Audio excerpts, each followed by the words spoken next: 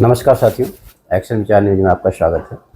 आज मैं एक विशेष, आप ये कह लीजिए कि एक ऐसे विशाल व्यक्तित्व के साथ बैठा हुआ हूँ जिनकी चर्चाएं अक्सर जब मैं कहीं कहीं जाता रहता हूँ तो हर जगह एक अमिट छाप है, हमेशा आपकी चर्चा होती रहती है। और मैं उनका परिचय कराने जा रहा हूँ। विश्व के सबसे बड़े संगठन, सामाजिक संगठन राष्ट्रीय स्वयंसेवक संघ के साथ काफ़ी जुड़ाव रहा, विभाग प्रचारक रहे, कई उपाधियों से आप जुड़े हैं और रेलवे बोर्ड के पूर्व सदस्य भी रहे, श्रम विभाग के भी बोर्ड के पूर्व सदस्य रहे, APS memorial public school inter college के प्रबंधक भी हैं आप। और मैं इतना ज़रूर जानता हूं कि ऐसी मुलाकातें बहुत कम हो पाती हैं जिनके पास न जाने क्या क्या चीज़ें ऐसी होती हैं उपलब्धियों से भरी हुई, और एक व्यक्ति में न जाने कितने प्रकार के गुण उपलब्ध हों, ये शायद ही संभव हो पाता है। तो आज ऐसे व्यक्ति से मैं आपकी मुलाकात कराने जा रहा हूँ। राघवेंद्र सिंह जी आपका नाम है और आज इनसे कुछ चर्चा करेंगे। तो राघवेंद्र सिंह जी, आपका एक्शन विचार न्यूज में बहुत बहुत स्वागत है। बहुत अच्छा। और आज मैं कुछ बातें आपसे करने जा रहा हूँ और चाहता हूँ कि ये बातें जो है पूरे समाज में भी जाए। ऐसा क्या है कि आपकी चर्चाएं हर जगह हो जाया करती हैं और ये होती है अक्सर बातें कि आप जहाँ जाते हैं अमिट छाप छोड़ जाते हैं, लोग आपसे सीधा जुड़ जाते हैं और वर्षों तक जुड़े रहते हैं। इसके पीछे आप ऐसा क्या चमत्कार है और ऐसा क्या स्वभाव है? संपूर्ण समाज को जोड़ने का सबसे बड़ा जिसको प्राप्त है जी उदाहरण, वो है राष्ट्रीय स्वयंसेवक संघ। जी संयोग से और सौभाग्य से जी हमारे बाबा जी भी संघ के संपर्क में आए जी और पिताजी भी संघ के विस्तारक के नाते कार्य किया। और उनके जो गुरु थे, ऐसा कहा जाए, संघ में तो गुरु कोई व्यक्ति नहीं होता, जी जी फिर भी वो ठाकुर संकटा सिंह जी जी जो संघ के वरिष्ठ प्रचारक रहे, जी वो थे। उनके संपर्क में आकर के वो स्वयंसेवक बने और फिर विस्तारक रहे। उसके बाद सरकारी सेवा में आ गए, इस नाते से अन्य कार्यक्रमों में रहे, लेकिन प्रचारक विस्तारक नहीं रहे। जी ये पारिवारिक लक्षण है कि एक दूसरे से कैसे मिलना चाहिए और किसी भी व्यक्ति के सुख दुख को अपना समझना चाहिए। और जब कोई व्यक्ति किसी दुख को अपना दुख समझता है, तभी उससे वास्तव में आंतरिक जुड़ाव होता है। उसके सुख को आप अपना सुख समझिए, लेकिन दुख को भी अपना दुख समझिए। जी और उसको, जो सामने वाला व्यक्ति है, कभी कभी आदमी के सोच में परिवर्तन हो जाता है जब वो किसी बड़ी ऊंचाई पर हमारे साथ रहने वाला व्यक्ति पहुंचता है, तो हमारे मन में एक ईर्ष्या भाव आती है कि ये कैसे इतनी ऊंचाई तक चला गया। जी उसी समय अपने को स्थिर और सही दिशा में सोचने की आवश्यकता है कि हमारे साथ रहने वाला व्यक्ति आज ऊंचाई पर पहुंच गया तो हम भी उतने ही ऊंचे हो गए। जब ये अपना भाव रहेगा तो सबसे वास्तव में आंतरिक जुड़ाव होगा। आंतरिक जुड़ाव होगा तो अस्थायी होगा। आंतरिक जुड़ाव, देखिए ऐसा है कि ये एक ऐसा शब्द है जो शब्दावली में तो बहुत है, लेकिन वास्तव में इसको चरितार्थ कर पाए आदमी, ये बहुत कम मिलता है। तो आपका ये स्वभाव जो इस तरीके का रहा, वो एक तो हो गया कि आपका पारिवारिक पृष्ठभूमि ऐसी थी, लेकिन आपने भी तो समाज को अपनाया होगा, तमाम चीज़ें ऐसी जटिलता देखी होगी, फिर भी आपने उसे अपने व्यक्तित्व में समाया होगा। ये धीरे धीरे होता है जब आप संघ की शाखा में जाते हैं जी और संघ की शाखा में नियमित 1 घंटे जो कार्यक्रम होते हैं, उस कार्यक्रम का एक अंग ये भी है, एक दूसरे से परिचय होता है। परिचय के बाद उसके बाद ये होता है कि एक दूसरे के घर भी जाना होता है। जी जब आप उस व्यक्ति के घर गए जो आपके साथ प्रतिदिन एक पाठशाला में पढ़ रहा है, अर्थात कार्यक्रम में व्यस्त है, हम्म, तब आपको महसूस होता है कि ये सामने वाला व्यक्ति जो है हम्म, वो किस परिवार से है। हम्म, कहीं ऐसा तो नहीं को बहुत ही सामान्य परिवार का है और यहाँ हम उसको असामान्य परिवार से समझ रहे हैं। हम्म, उसकी क्या कठिनाइयां हैं, क्या वास्तविकता है, और जब उसके साथ हम लोग जुड़ते हैं और उसकी कठिनाई को अपनी कठिनाई समझ करके कार्य करते हैं, तब अपने अंदर परिवर्तन आता है। जी, इतनी कठिनाई के बावजूद भी ये व्यक्ति हमारे साथ प्रसन्नता पूर्वक मिलता है और कार्य करता है, तो हमारे आपके पास तो ऐसी कोई कठिनाई नहीं है। तो हम लोगों को भी कार्य इसी आधार पर करना चाहिए। तब सकारात्मक विचारधारा का धीरे धीरे करके एक भाव पैदा होता है, और जब सकारात्मक व्यक्ति होता है तो उससे कोई भी जुड़ेगा तो बहुत अच्छे से जुड़ेगा, और वो किसी से जुड़ेगा तो वास्तव में जुड़ेगा। अभी आपने एक बात बताई थी कि ईर्ष्या, अक्सर आप देखो मानव स्वभाव है कि जब आपका कोई साथी आगे निकलता है तो बहुत सारे लोग उसमें वास्तविक रूप से ईर्ष्या ही करने लगते हैं, जबकि दूसरा चरण आपने बताया कि आपकी प्रार्थना होनी चाहिए कि ईश्वर से कि वो आगे बढ़े। तो ये बातें आम व्यक्तियों में हो नहीं पाती, ऐसा क्यों? आप इस पर कुछ कहना चाहेंगे? नहीं, आम व्यक्ति का रहन सहन कैसा है, जी, वो कैसे व्यक्ति के संपर्क में के है, जब कभी पता चला कि लगातार नेगेटिव सोच के व्यक्ति से उसका संबंध संपर्क है, जी, तो नकारात्मक क्षेत्र में उसका विकास होगा। हम्म, अगर सकारात्मक व्यक्ति के साथ किसी का जुड़ाव है, हम्म, संबंध है, संस्कार है, हम्म, तो उसका सकारात्मक क्षेत्र में उसका विकास होगा। हम्म, तो इस नाते से प्रयास ये करना चाहिए, हर व्यक्ति को करना चाहिए कि किसी भी व्यक्ति के बारे में सकारात्मक ही सोचिए। और आप देखते होंगे कि जो हमारे संत महात्मा हैं, मुनि हैं, तपस्वी हैं, वो चाहे जिस धर्म के हों, चाहे जिस पंथ के हों, उनकी विचारधारा ही उनको दीर्घायु बनाती है, निरोगी रहते हैं। जी, जी, तो केवल उनकी सोच का, सकारात्मक सोच का परिणाम है कि उनकी जो उम्र है वो अधिक होती है और निरोगी रहते हैं और अपने समाज को सही दिशा दे पाते हैं। इस नाते से हम तो सबसे निवेदन करेंगे आपके भी माध्यम से, जी, जी, जी, हम चाहते भी हैं कि आप, हाँ, कोई भी व्यक्ति हो, जी, वो हर व्यक्ति को किसी भी व्यक्ति के बारे में हम्म, सकारात्मक ही सोचना चाहिए। बिच्छू का काम है डंक मारना, जी, लेकिन हमारा आपका कार्य है कि उसकी रक्षा करना।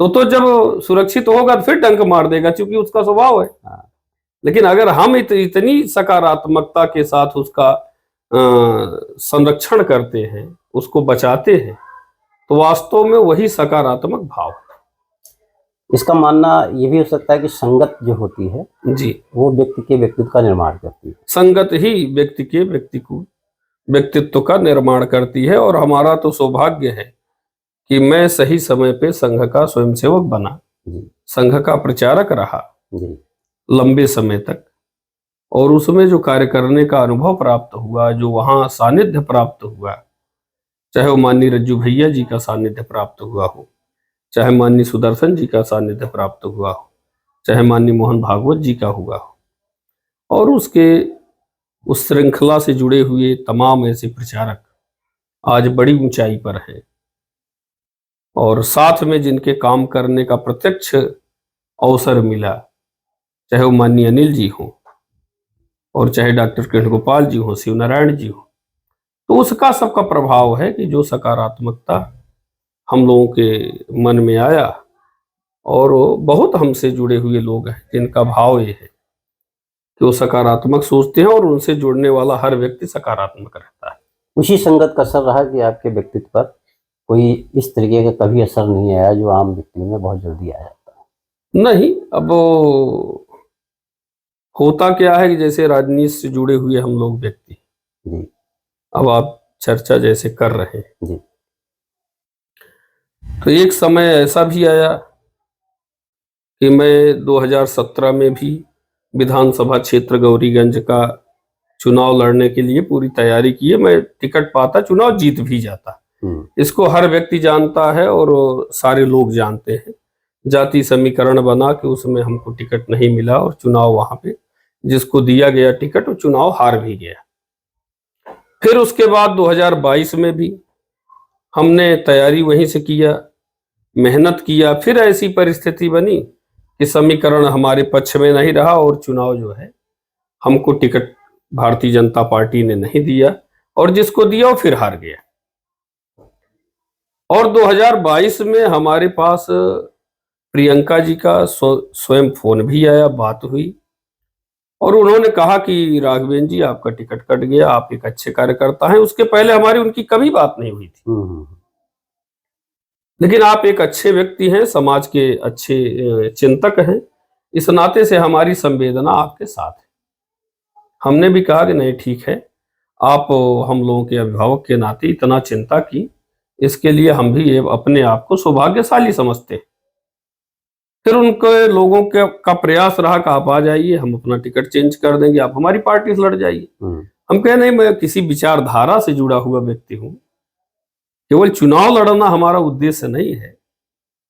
तो हालांकि उन्होंने भी बड़ी इज्जत किया कि नहीं भैया आप अच्छे व्यक्ति हैं, हम जानते हैं, लेकिन अब ऊपर से चूंकि हमारे ऊपर था कि जाके एक बार बात करिए। तो विचारधारा की देन थी कि जो हम लोग डिगे नहीं। अभी बसपा ने जिला अध्यक्ष आए, यहीं बैठे थे आवास पर, और उन्होंने कहा हमारे कि माननीय राघवेंद्र सरकार जी, हमारा उपनाम राघवेंद्र सरकार भी है जी, हम चाहते हैं कि एक आप प्रभावशाली व्यक्तित्व के धनी हैं, कहीं खड़े होते हैं तो लगता है कि हाँ कोई व्यक्ति खड़ा है, क्योंकि आप सबके बारे में सकारात्मक आपकी सोच है, आप हमारी पार्टी से लोकसभा चुनाव लड़ जाइए। हम कहे कि भैया ऐसा संभव नहीं है। तो कहे अच्छा आप विचार करिएगा, हम समय दे रहे हैं, नहीं कह रहे हैं कि आप तत्काल निर्णय लेकर के, और हमारी प्रदेश की टीम ने ऐसा सोचा है। तो हम कहे नहीं ठीक है। फिर उसके बाद वो गए। बाद में उनका कई बार फोन आया कि आपने क्या निर्णय लिया। हम कहे कभी हमारा कोई निर्णय नहीं, आप किसी कैंडिडेट को ढूंढ लीजिए, हम लोकसभा आपकी पार्टी से नहीं लड़ सकते, क्योंकि हम लोग संघ से जुड़े हुए व्यक्ति हैं, स्वयंसेवक हैं, हमारी एक विचारधारा है, मैं विचारधारा से जुड़ा हुआ। कहे अच्छा मैं फिर मिलना चाहता हूँ। हम कहे आइए, आपका स्वागत है, इस दिन हम रहेंगे, आप आ जाइए।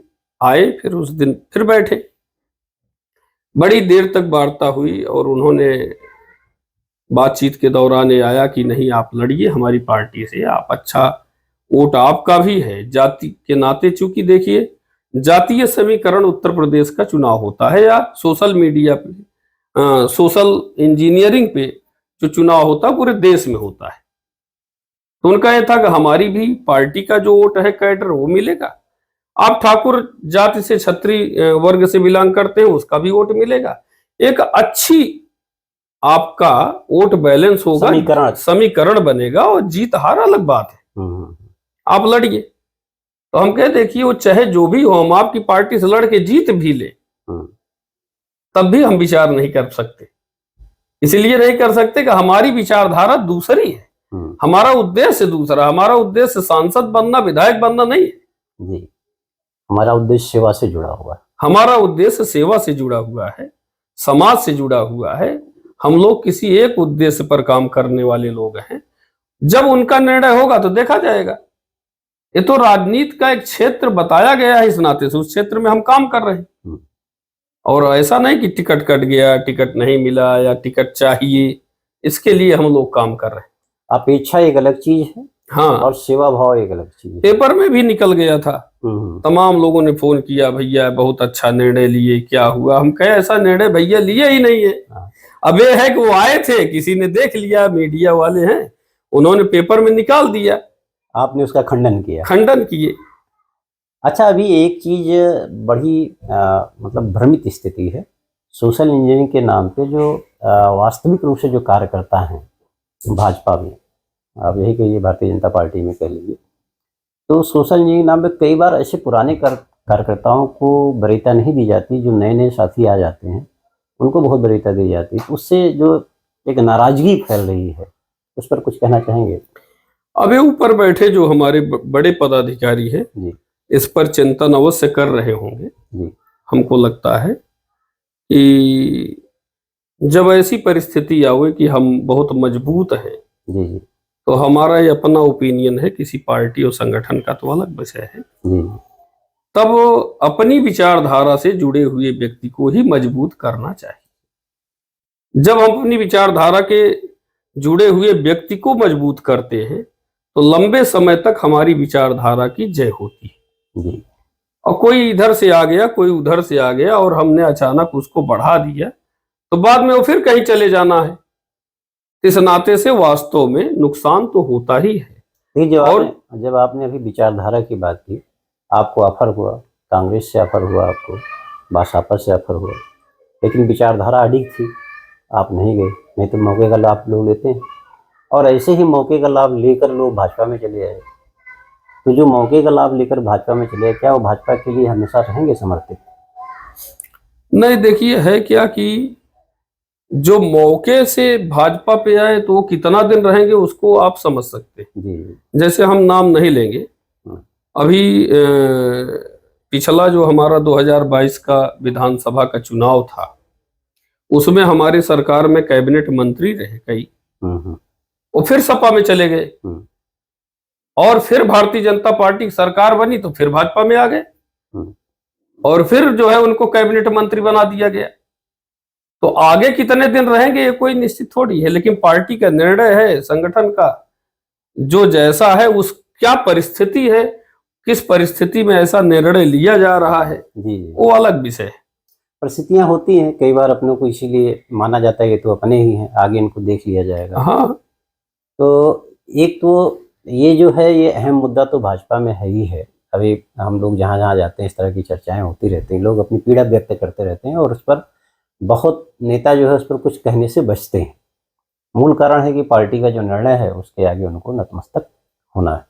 लेकिन ये जो इस तरीके का एक व्यापकता फैलती जा रही है, आने वाले कल में क्या लगता है कि इस पर कुछ सुधार होना चाहिए, चिंतन मंथन होना चाहिए? नहीं, चिंतन मंथन भी होगा हमको जो लगता है जी और सुधार भी होगा। जी क्योंकि भारतीय जनता पार्टी को लोग इसी से पहचानते थे कि वो अपने कार्यकर्ता पर आधारित पार्टी है, जी अपने कार्यकर्ता को ज्यादा तवज्जो देती है, अर्थात अपने कार्यकर्ता को ही वो आगे बढ़ाती है, लड़ाती है, चाहे जो भी कार्य है। इस नाते से ये तय है कि आगे जरूर कोई न कोई विचार करेंगे और इसमें सुधार अवश्य लाएंगे। जिससे नहीं सुधार लाएंगे तो लोगों का चिंतन मंथन कुछ न कुछ जरूर बदलेगा। अभी एक सबसे बड़ी व्यापक चर्चा है, कई बार भ्रांतियां फैल रही योगी जी को लेकर या केंद्र को लेकर कि कोई इनके साथ है, कोई इनके साथ नहीं है। लेकिन जैसे जनता में जो हम लोगों ने सर्वेक्षण किया उसमें बहुत सारे लोगों का समर्थन योगी जी के साथ है और सब चाहते हैं योगी जी बने रहें। उनका शासन ऐसा है कि लोग उससे अपने आप को सुरक्षित और ये भी मानते हैं कि ऐसा कोई शासक शासन करने वाला भी नहीं है। आप लोग भी ऐसा मानते हैं कि योगी जी जैसा? देखिए, जो भ्रांति थोड़ा सा फैलाई गई विपक्ष की तरफ से, जी वो चाहे अरविंद केजरीवाल जी के द्वारा भी फैलाई गई जी कि योगी जी को आने वाले समय में हटा दिया जाएगा, और वो नीचे तक बात गई। जी इसको हम लोग नकार भी नहीं सकते, क्योंकि हम तो धरातल पर काम करने वाले लोग हैं। जो ये नीचे तक आवाज चली गई कि योगी जी को हटा दिया जाएगा, उसका नुकसान हम लोगों को इस लोकसभा चुनाव में देखने को मिला। हम वहां तक आवाज नहीं ले जा पाए कि नहीं, योगी जी को नहीं हटाया जाएगा, योगी जी रहेंगे, क्योंकि आज योगी जी के भी व्यक्तिगत फॉलोअर बहुत बड़ी संख्या में। जी वो फॉलोअर इसलिए है कि उनके कार्य पद्धति के कारण है। तो ऐसा तो संभव नहीं है कि उनका नेतृत्व इतना विराट है कि उनको हटाने का कोई विषय नहीं। जनता जो है वो योगी जी से प्यार करती है और शीर्ष नेतृत्व को इस बात का खंडन करने में देर क्यों होती है कि योगी जी हमारे सर्वमान्य नेता हैं। अगर ऐसा होता तो शायद आपको ग्रास रूट में जो आपने बात कही तो उसके परिणाम कुछ दूसरे होते। योगी जी देखिए सर्वमान्य नेता जनता के बन गए जी, और एक समय मोदी जी जी वो जनता के सर्वमान्य नेता हुए तो प्रधानमंत्री हो गए। बिल्कुल। आने वाले समय में योगी जी भी जनता के सर्वमान्य नेता हैं और हमको लगता है कि ऊंची जो उड़ान है उनकी, वो उनकी नहीं है, ये जनता की सोच है कि इनका नेतृत्व पूरा संपूर्ण भारतवर्ष देखे, और ये संभव है, उसमें कोई बहुत देर की बात नहीं। ये संभव भी है, और चूंकि जनता की डिमांड है, जनता की मांग है, हाँ। जनता के विचार से जनता के बीच की आवाज है, तो निश्चित है कुछ और तो कल हमारे बहुत बड़े नेता थे माननीय आडवाणी जी, जी जी, लेकिन जनता की मांग थी नरेंद्र मोदी जी की। जी उसी प्रकार से जनता जिसको तय करेगी वही होता है, उसमें कोई ऐसा विषय, चूंकि हम लोग भाई उत्तर प्रदेश, अन्य प्रदेश, गुजरात में भी तमाम ऐसे मित्र हैं जिनसे बातचीत होती है जी, नरेंद्र मोदी जी के क्षेत्र के या पूरे देश के। सारे लोग चाहते हैं कि नहीं, योगी जी का नेतृत्व अच्छा है उत्तर प्रदेश में। तो जब उनका नेतृत्व अच्छा है, उनको पसंद कर रहे हैं, तो आने वाले समय में फिर भारतीय जनता पार्टी में तो नेतृत्व का अभाव ही नहीं है, और सबसे बड़ी बात है। अब भारतीय जनता पार्टी ही एक ऐसी पार्टी है जिसमें कोई भी व्यक्ति कहां से जाकर कहां पहुंच सकता है। बिल्कुल सही कह रहे हैं ये उदाहरण तो है ही है। जी जी।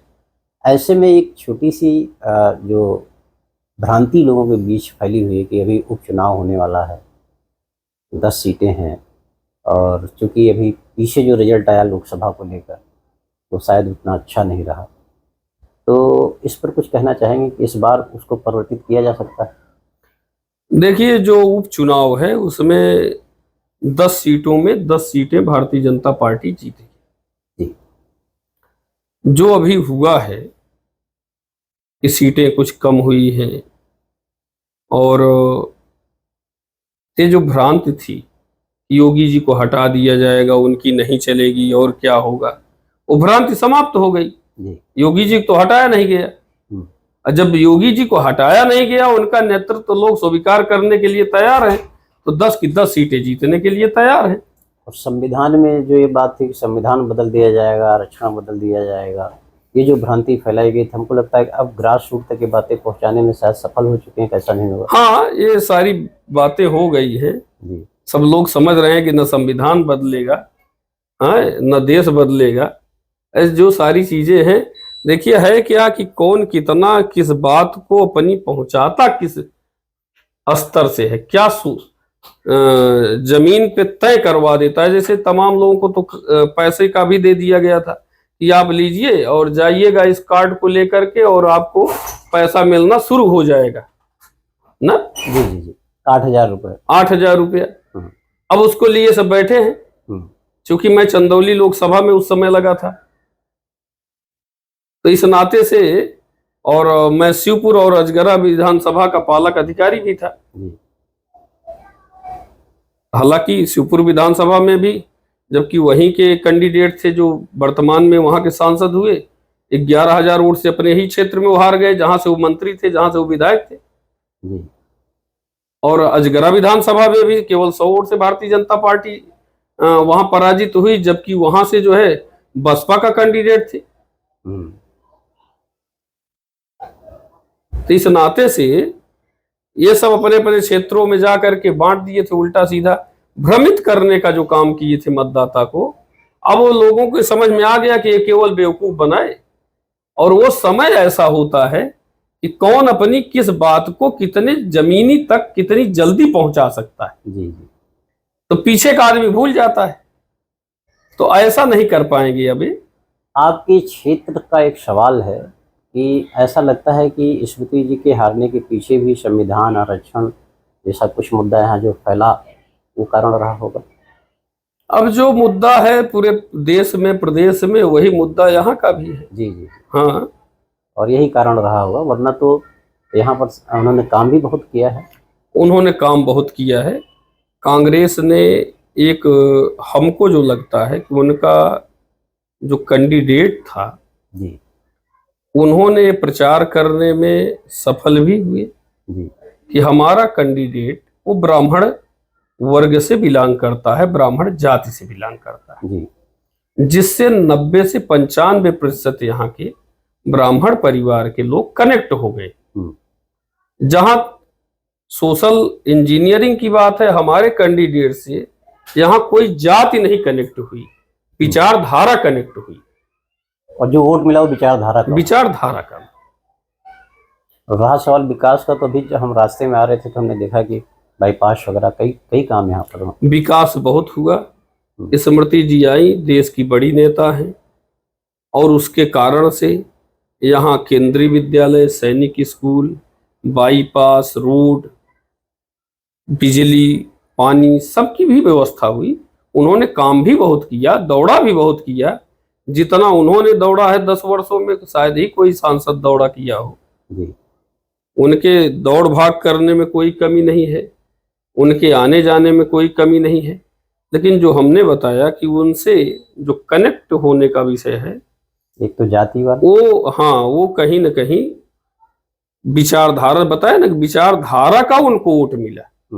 जो इधर एक जाति का विशेष वोट मिल गया, तो किसी जाति का वोट न मिल करके विचारधारा का वोट मिला। इसका मतलब पिछली बार भी जीती थी तो विचारधारा जीती थी, विचारधारा जीती थी, और हारी तो विचारधारा हारी।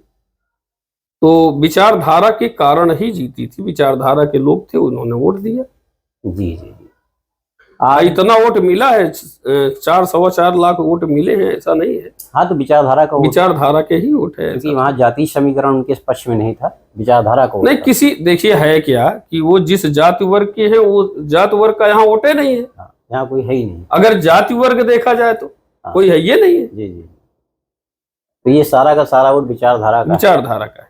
और अब विचारधारा पुनः इस तरीके की तैयार हो चुकी है कि वापस भाजपा फिर से जो है स्थापित होगी, 10 सीट जीतेगी, ऐसा आपका मानना है? पक्का जीतेगी, उसमें कहीं कोई दो राय नहीं। एक निजी सवाल आपसे करते हैं, इतना सब कुछ रहा, समाज से आप जुड़े रहे, सामाजिक सेवा भी आपने बहुत की, राष्ट्रीय स्वयंसेवक संघ के साथ आप एक बहुत अच्छे विचारों के साथ रहे और आपका बड़ा नाम है, आपके मन में सेवा भाव तो है, फिर आपने जो अपने स्कूल की स्थापना की, इसके पीछे क्या रहा?